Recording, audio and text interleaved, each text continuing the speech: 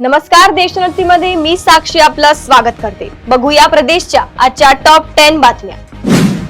सुषमा अंधारे अजित पवार गटात प्रवेश करणार असे सामाजिक कार्यकर्ता अंजली दमानिया एका ग्रुपवर म्हणाल्या। त्यावरून ठाकरेंच्या शिवसेनेच्या उपनेत्या सुषमा अंधारे भडकल्या आहेत। ओबीसी नेते आणि चळवळ संपवण्याची मोहीम हाती घेतली आहे का असे म्हणत सुषमा अंधारेंनी गंभीर आरोप केलाय। अंधारेंनी तो स्क्रीनशॉटही पोस्ट केलाय। त्यावर अंजली दमानिया यांनी उत्तर देत अंधारेंना चिमटा काढत उलट सवाल केलाय। राष्ट्रवादी काँग्रेसमध्ये बंडखोरी झाल्यानंतर अनेक पदाधिकारी शरद पवार यांची साथ सोडत आहे। शरद पवार यांच्या पक्षाला लागलेली गळती थांबवण्याची चिन्ह नाही।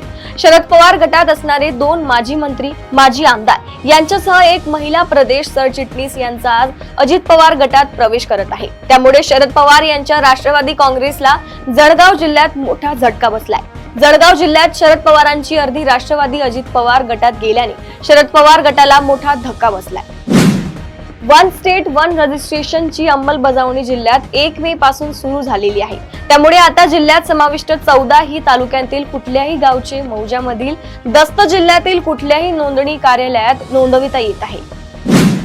राज्याचे उपमुख्यमंत्री अजित पवार यांच्या राष्ट्रवादी काँग्रेसकडून आज महाराष्ट्राच्या माजी मुख्यमंत्र्यांचा सन्मान सोहळ्याचं आयोजन करण्यात आलंय। या सोहळ्याला महाविकास आघाडीत असणारे नेते उपस्थित राहणार की नाही याबाबत तर्कवितर्क लावले जात होते। अशातच राष्ट्रवादी शरदचंद्र पवार पक्षाचे अध्यक्ष आणि राज्याचे माजी मुख्यमंत्री राहिलेल्या शरद पवार यांनी सन्मान सोहळ्याला अनुपस्थित राहण्याचा निर्णय घेतल्याची माहिती आहे।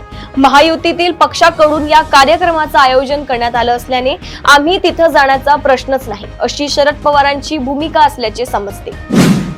केंद्र सरकारने जातनिहाय जनगणना करण्याचा निर्णय घेतला आहे, परंतु काँग्रेस तसेच राहुल गांधी यांनी यापूर्वीच जातनिहाय जनगणना करण्याची मागणी केली होती।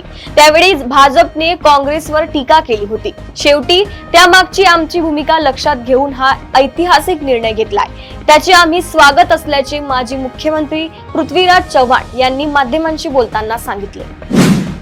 विद्यार्थ्यांना अभ्यासाचा ताण सहन न झाल्याने अनेक विद्यार्थी चुकीचे पाऊल उचलतात। असाच काहीसा प्रकार समोर आला आहे। वैद्यकीय प्रवेशासाठी घेण्यात येणारी नीट परीक्षा उद्या होणार आहे, मात्र लातूरमध्ये नीट परीक्षेची तयारी करणाऱ्या 20 वर्षीय विद्यार्थ्याने रूममध्ये गळफास घेत आत्महत्या केल्याची धक्कादायक घटना घडली आहे। कल्याण रेल्वे स्थानक आणि एसीपी कार्यालयाच्या काही पावलांवर असलेल्या ज्वेलर्स दुकानात एका बुरखाधारी महिलेने बोलण्यात गुंतवून सोन्याचे दागिने चोरल्याची धक्कादायक घटना समोर आली आहे।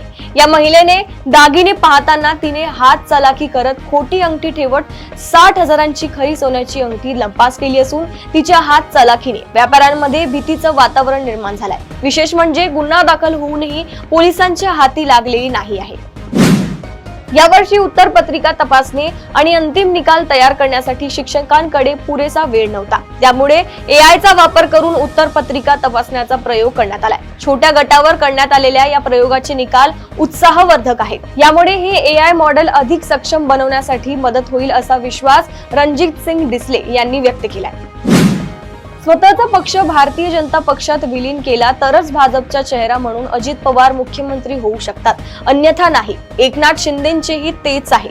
भाजपात गेले तर कदाचित त्यांना संधी मिळेल असा टोला शिवसेना उद्धव ठाकरे पक्षाचे खासदार संजय राऊत यांनी पवार व शिंदे यांना लगावला।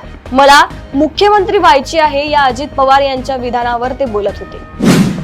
काश्मीरच्या पहलगाम येथे झालेल्या पर्यटकांवर हल्ल्यानंतर काश्मीरमध्ये घडलेल्या भीषण हत्याकांडानंतर देशभरात संतापाची लाट उसळली असताना पंतप्रधान नरेंद्र मोदी मात्र प्रचार सभांमध्ये रमले आहेत अशी तीव्र टीका शिवसेना उद्धव बाळासाहेब ठाकरे पक्षाचे खासदार संजय राऊत यांनी आज पुण्यात पत्रकार परिषदेत केली। प्रदेशातील अशाच टॉप 10 बातम्या जाणून घेण्यासाठी बघत रहा देशोन्नती। नमस्कार।